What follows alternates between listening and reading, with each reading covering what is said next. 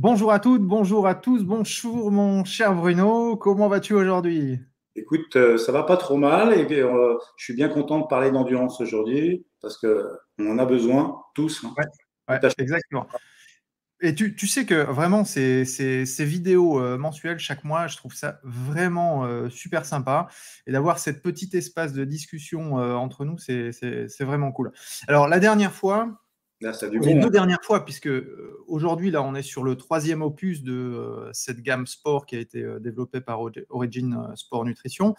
La première fois, on avait parlé d'EuroAdapt, on avait beaucoup parlé de niveau de dopamine, de concentration, de vigilance pendant l'effort, etc. On avait beaucoup parlé d'adaptogène, hein, de régulation de l'axe du stress. Dans le deuxième opus, on a beaucoup parlé avec EuroPower d'explosivité et de la filière anaérobie. Et tu avais commencé à nous parler de cette fatigue périphérique qui arrive, contrairement à la fatigue centrale dont on avait vraiment parlé dans EuroAdapt. Là, on était vraiment en focus sur la fatigue périphérique et notamment cette notion d'ion H+. Et il y a donc un troisième produit que tu as formulé pour Origin, qui s'appelle Orostamina. Et on peut directement attaquer le vif du sujet et nous dire, ben voilà, qu'est-ce que tu avais comme objectif quand tu as formulé cet autre produit?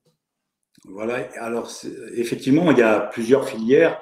Donc, on va revenir un peu sur les filières. La filière de la phosphocréatine. Hein, donc, il faut comprendre que chez l'athlète, il y a toute une pratique nutritionnelle tout d'abord. Donc, il faut réfléchir à tous ces mécanismes de fatigue qui sont susceptibles, on va dire, de limiter ses performances physiques. Alors, il y a la filière des phosphates, hein, avec l'ATP et la créatine phosphate. Donc, on a vu que c'était une énergie immédiate. Après, la capacité à anaérobie, alors dilactique, c'est-à-dire que là, c'est des lactates. Donc, c'est lactate qui est un marqueur et on a vu que c'était les ions hydrogène qui étaient augmentés de la contre-performance, hein, puisque ça créait l'acidose, ça sécrétait de l'acidose. Et donc là, on parlait aujourd'hui justement de tout ce mouvement des athlètes d'endurance, où là, effectivement, on va travailler plutôt avec l'oxygène du corps et ce qu'on appelle la phosphorylisation oxydative, donc dans la mitochondrie qui produit de l'ATP. Donc là, on a un rendement beaucoup plus fort, c'est beaucoup moins violent, et donc on travaille sous oxygène avec, on va dire, 36 molécules d'ATP. Et là, il faut bien regarder, bien évidemment, aussi les stocks de glycogène, comment on va avoir justement géré la nutrition de ces athlètes d'endurance. Aussi, on l'a vu avec le EuroAdapt, la motivation et la motivation psychologique. Tout ça, c'est important. Alors, effectivement, pour revenir à ça, dès l'instant que je fais des efforts, on a cette glycolyse, on l'avait parlé toute la dernière fois, cette glycolyse est souvent de haute intensité dans les sports violents, avec d'abord la phosphocréatine, puis ensuite les lactates, qui sont un marqueur, et on a ce milieu musculaire qui devient de plus en plus acide, et ces ions d'hydrogène et vont faire qu'on va réduire le pH dans les muscles et ça va créer la fatigue. La fatigue va s'installer et automatiquement, on est moins performant. Alors, dans l'endurance, on va dire plus un athlète est entraîné, moins il va subir des lactates et généralement, ceux qui ont une bonne VO2 max, qui sont des athlètes confirmés, en souffrent moins. Ça n'empêche pas que dans les sports d'endurance, on a des efforts, des fois monter des côtes, on a des sprints, donc on utilise à peu près toutes les filières dans tous les sports, hein. Mhm. Par contre, effectivement, quand ça dure 2 ou 3 heures, l'épuisement des réserves en glycogène, c'est considéré comme le facteur plutôt limitant, hein. Donc cette déplétion de glycogène ou hépatique, ça va créer de la fatigue et donc là, c'est la gestion des glucides. Alors, pourquoi j'ai fait ce produit-là? Ce produit-là est intéressant pour plusieurs raisons déjà. Alors, la raison numéro un, déjà, c'est cette histoire d'acide lactique, hein. Alors, comme on l'a dit, c'est moins violent que les sports anaérobie. Cependant, ça fait aussi partie de la gestion de l'athlète d'endurance. Alors, comme je l'ai expliqué, la régulation de la glycémie, c'est Mhm. important pour l'énergie, donc gérer les glucides lents, glucides rapides, etc. L'apport adéquat de protéines, les graisses, les oméga 3 qui sont aussi importantes pour les membranes cellulaires et les cellules et nos mitochondries, l'hyperhydratation et aussi le microbiote. Ça, il ne faut pas l'occulter, souvent on l'occulte. Ce microbiote peut affecter le métabolisme énergétique donc la fonction aussi immunitaire de l'athlète, il y a un stress oxydatif qui peut être là, et tout ça, c'est des contre-performances. Donc, il faut avoir déjà cette vision holistique et globale. Si on n'a pas cette vision globale, malheureusement, le produit n'aura pas les effets escomptés. C'est pour ça que moi, je tiens vraiment aussi à cette gestion de l'athlète de manière holistique. Alors, il y a cette théorie des lactates, hein, effectivement.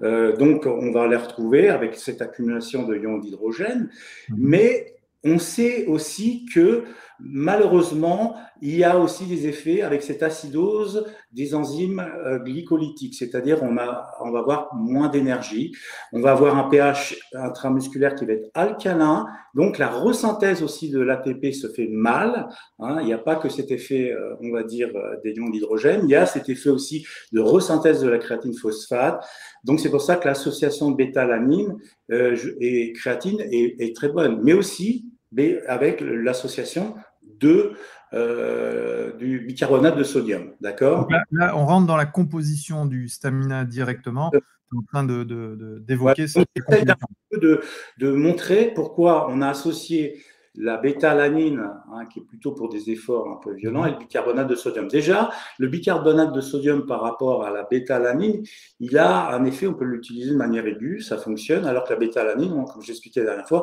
il faut 3-4 semaines pour avoir déjà les effets, d'accord? Donc l'association des deux est intéressante parce qu'il y en a un qui va jouer sur les ions intramusculaires, c'est la bêta-alanine, et on va dire le bicarbonate de sodium va jouer sur les ions périphériques, d'accord? Donc, on va avoir justement une synergie des deux qui va permettre justement d'être plus performant, un ergogène beaucoup plus actif, on va dire, puisque si on regarde les études chez les cyclistes, par exemple, hein, je vais donner l'exemple, on utilise par exemple seulement, ça c'est une belle étude qui a été montrée récemment, que la bêta-alanine. On a 12% d'augmentation de performance. Si on utilise la bêta-alanine seule, si on veut utiliser par exemple le bicarbonate seul, c'est 7%.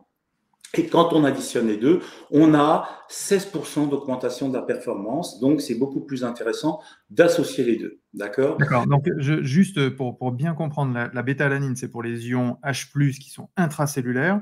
Et le bicarbonate de sodium, tu as parlé de périphérique, c'est extracellulaire? Extracellulaire. D'accord? Dans les tissus, etc. Après, dans la cellule, hein, la mitochondrie, c'est la bêta-alanine qui est intéressante.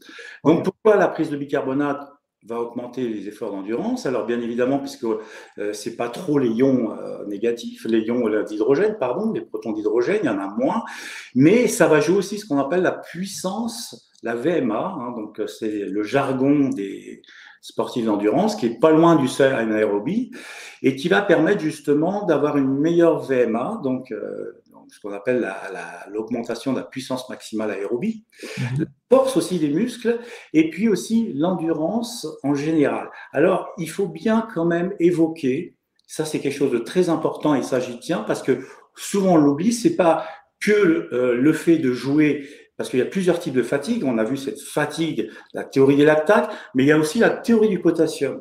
C'est-à-dire qu'on va avoir sa fibre musculaire, dès qu'elle est activée, un efflux de potassium assez énorme, donc une accumulation de ce potassium extracellulaire. Et malheureusement, ça va être de la contre-performance parce qu'on va dysréguler la pompe sodium-potassium qui est déséquilibrée. Et là, on a 3 fois plus de potassium extracellulaire et de sodium intercellulaire. Donc, automatiquement, ce déséquilibre-là va faire que la membrane cellulaire va se dépolariser, hein, c'est le terme exact pour dire que malheureusement, réduction de la vitesse de conduction des fibres musculaires et on est fatigué. Hein. Donc, il n'y a pas que ces tampons de l'acidose. Après, vous avez aussi la théorie du phosphate inorganique. Hein. Donc, qu'est-ce que c'est? Et du calcium, c'est-à-dire que là, vous avez effectivement, quand vous entraînez avec le sport, la créatine phosphate, qu'on est bien, qui va justement, dès l'instant qu'on va faire du sport, va se séparer hein, en phosphate, ce qu'on appelle PI. Hein. Donc, PI, c'est le terme pour dire phosphate de créatine, d'accord?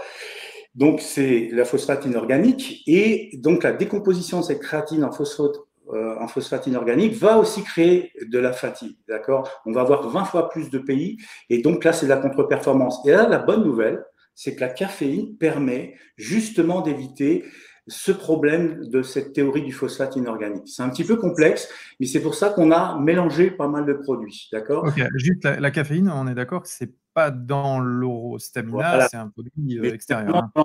il est vraiment superbe, surtout quand il est associé justement au bicarbonate de sodium, pour justement ses effets sur la théorie du potassium, sur la théorie de cette dysrégulation de la pompe sodium-potassium, la théorie aussi du phosphate inorganique et du calcium.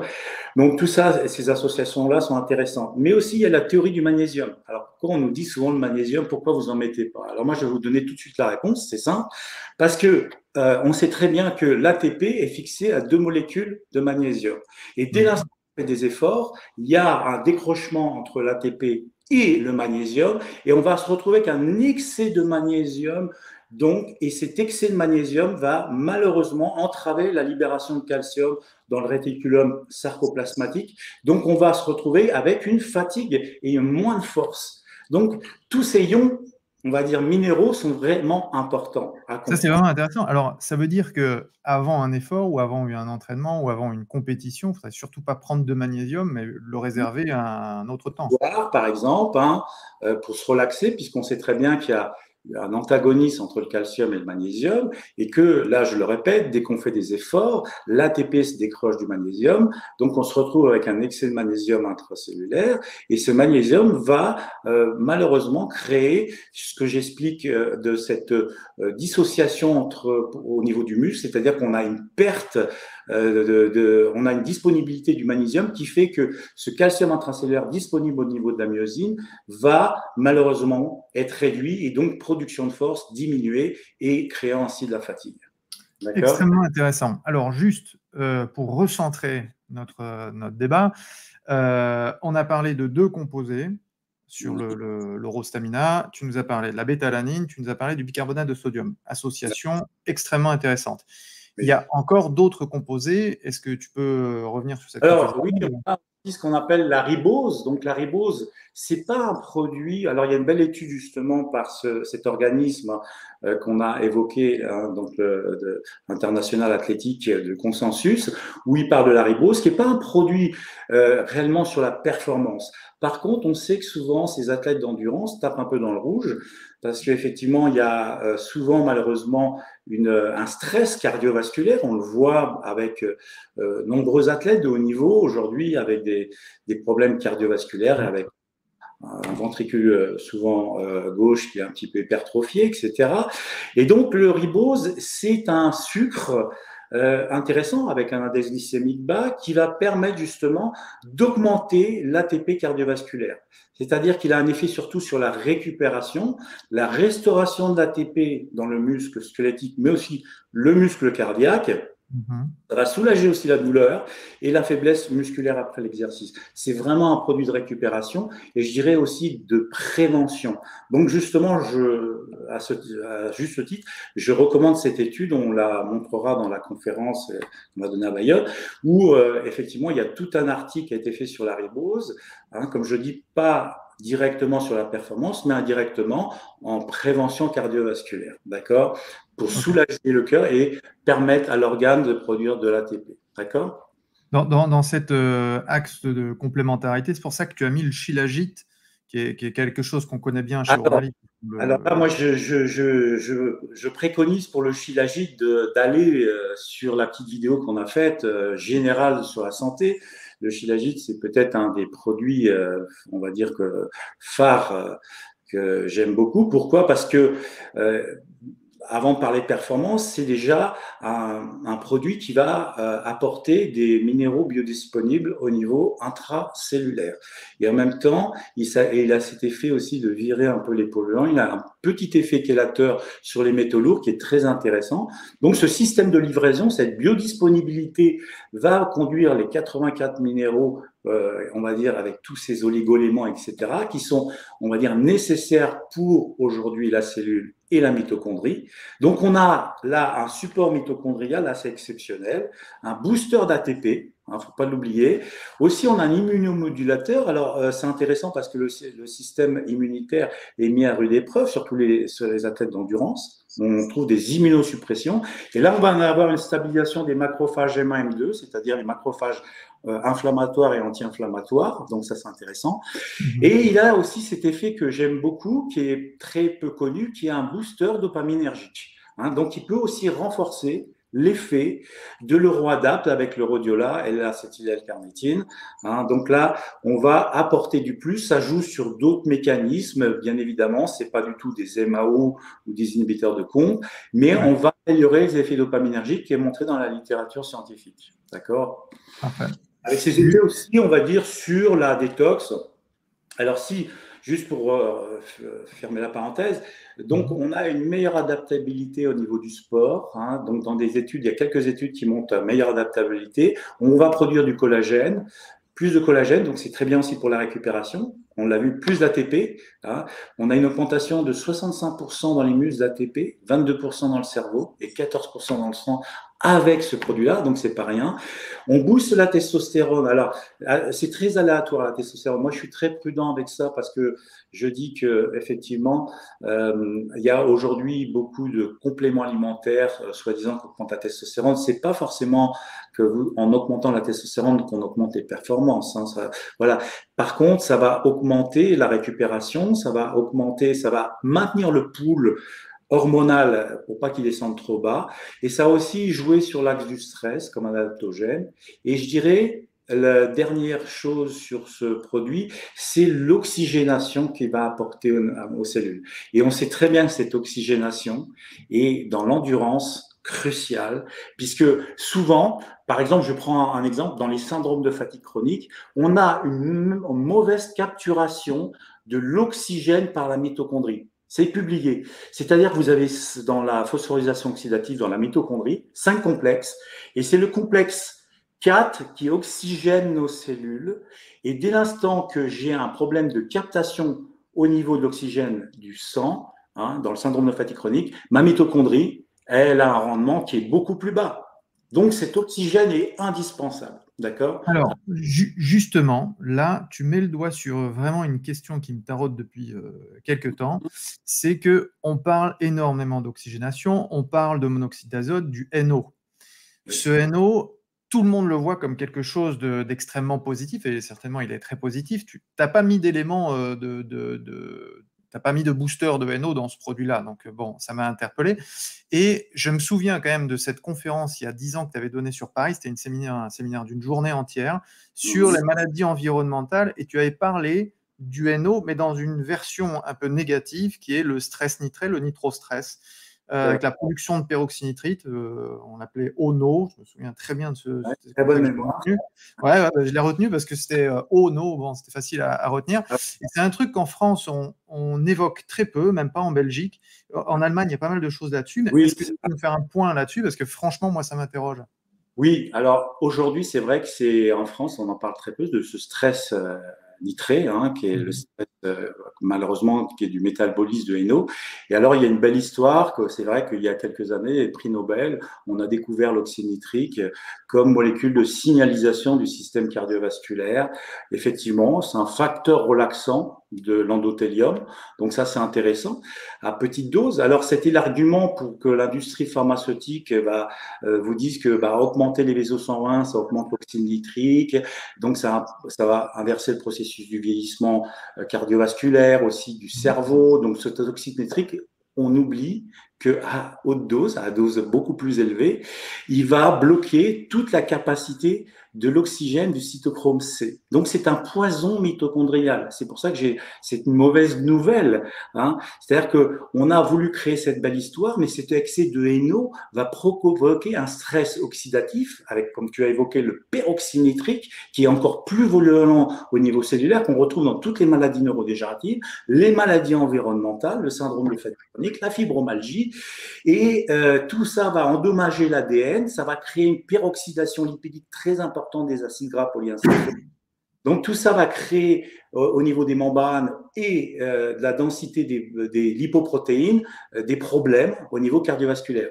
Alors, c'est vrai que le Viagra a été, pour l'industrie pharmaceutique, le produit, ils en ont fait toute une propagande, marketing, en disant que avec cet effet vasodilatateur, mais derrière, si on regarde les publications, crise cardiaque, accident cardiovasculaire, atrophie des testicules, et il n'y a pas que ça, hein. Donc, ce NO en excès, mal catabolisé, est un danger, hein, par son excès, mais aussi par sa transformation, hein, par la mitochondrie en peroxyde nitrique. C'est-à-dire que quand on produit la mitochondrie du superoxyde, qui va se lier au NO, hein, ces deux additionnés vont créer ce qu'on appelle le peroxyde nitrique, et là, ça fait des dégâts, hein. C'est peut-être le plus stress oxydant le plus violent de l'organisme. Alors, pourquoi aujourd'hui il faut faire gaffe et que j'ai pas mis de booster? Tout simplement, on vit dans un monde qui est pro-inflammatoire. On a des endotoxines.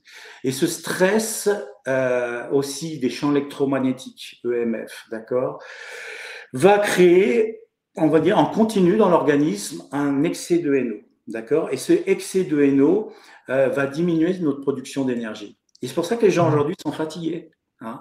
Je suis fatigué, c'est la première consultation des médecins. Et il n'y a pas que le magnésium, hein, d'accord. Et quand on vit dans un environnement qui fait qu'on est malheureusement dans cet excès de NO, on va faire de l'artérosclérose, on va durcir les artères, hein, et on inhibe aussi ce qu'on appelle la pyruvate déshydrogénase, ce qui produit dans la glycolyse l'énergie. Donc tout ça crée de la fatigue. Et des nitrates, on en mange tous les jours en plus dans les légumes. Alors cela, ça va, c'est des petites doses. Hein, mais trop de nitrate aussi, ça crée de l'hypothyroïdisme, ça crée des cancers. Donc, on oublie toujours la face cachée. Et ce qui est intéressant là-dedans, c'est pour ça que moi, j'ai pas voulu mettre. Je pense qu'un peu de citrulline, ça suffit. L'arginine, je m'en méfie, mais je mettrai pas, par exemple, du jus de betterave. Déjà, qui est bourré d'oxalate. Donc, qui est pas très bon non plus. Donc, voilà, c'est pour ça que j'ai pas voulu vraiment de jouer avec le feu. Hein, malgré qu'à petite dose, le NO est intéressant. Mais bon, tu considères, et c'est là où tu rejoins le début de ta discussion, à savoir que la médecine fonctionnelle, l'alimentation, c'est la base, et que là, on n'avait pas besoin de rajouter quelque chose qui était… voilà. Exactement. Et puis après, par l'alimentation. Le métabolisme du NO est assez compliqué, hein. Il y a aussi des enzymes l'enzyme endothéliale NO, l'enzyme neuronale NO, hein, donc il y a plusieurs types de NO. Donc le problème, c'est que c'est un peu comme l'histoire du cholestérol, c'est une belle histoire pour vendre certains médicaments, mais en réalité, donc il faut vraiment se méfier de tous ces boosters de NO. D'accord. C'est parfaitement clair. Donc, cette Aurostamina qui contient la bêta-alanine, du bicarbonate de sodium, du shilajit, du ribose, contient également, je vois, de la silice de bambou. Donc, il y a quand même un aspect aussi lié à la structure, à l'intégrité des matrices, du collagène, etc. Comment tu l'utilises concrètement ? Alors, 60, généralement, ça dépend des personnes parce qu'il peut y avoir, chez certaines personnes fragiles, au niveau de l'intestin, du microbiote, une fragilité, et chez certains, ça peut provoquer des diarrhées. Donc, il faut déjà l'essayer. Donc, il faut avoir un bon microbiote. Ça, on pourra donner aussi de petites touches là-dessus. Mais généralement, on l'utilise entre 60 et 180 minutes avant l'effort physique.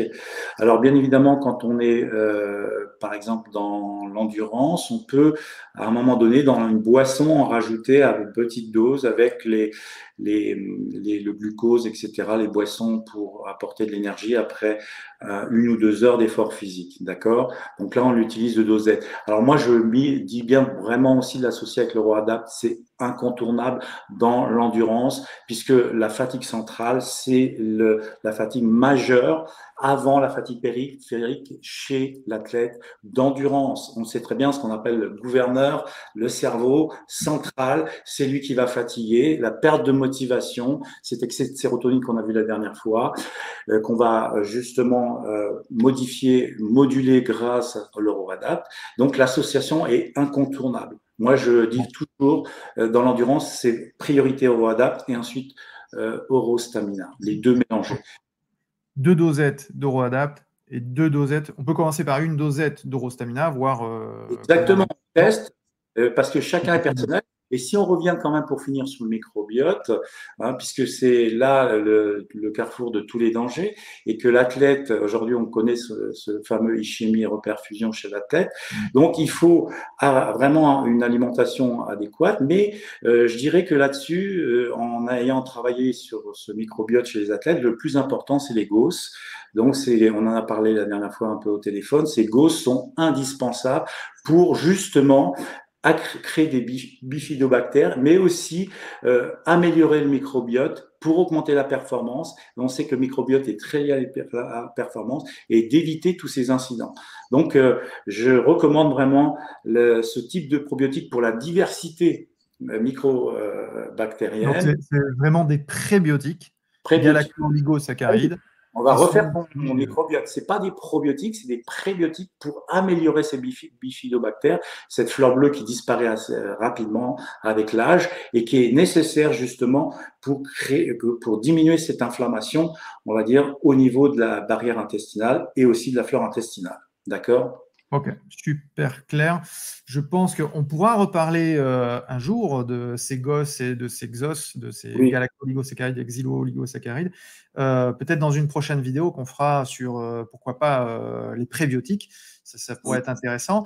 Je pense que, franchement, on a fait le tour sur ce produit. Merci vraiment. C'était passionnant de remettre voilà, au clair l'histoire du NO, remettre au clair l'histoire de la fatigue périphérique, de ces ions H+, etc. On pourra revoir cette vidéo plusieurs fois. La prochaine fois, donc on a une prochaine vidéo forcément au mois d'octobre. Ce sera vraiment un grand plaisir de se revoir. On a pensé changer un peu de sujet, mais qui est quand même en rapport avec le sportif également. Si tu es d'accord, est-ce que tu es OK pour parler de l'hypercoagulation? Oui, alors volontiers. J'avais fait un article il y a 20 ans en arrière, qu'on retrouve dans Nutranews, qui s'appelle l'hypercoagulation, le tueur silencieux. Donc c'est quelque chose, aujourd'hui on parle très peu du système sanguin et qu'on sait que le système sanguin avec cette microcirculation, c'est elle qui apporte justement les micronutriments et l'oxygène.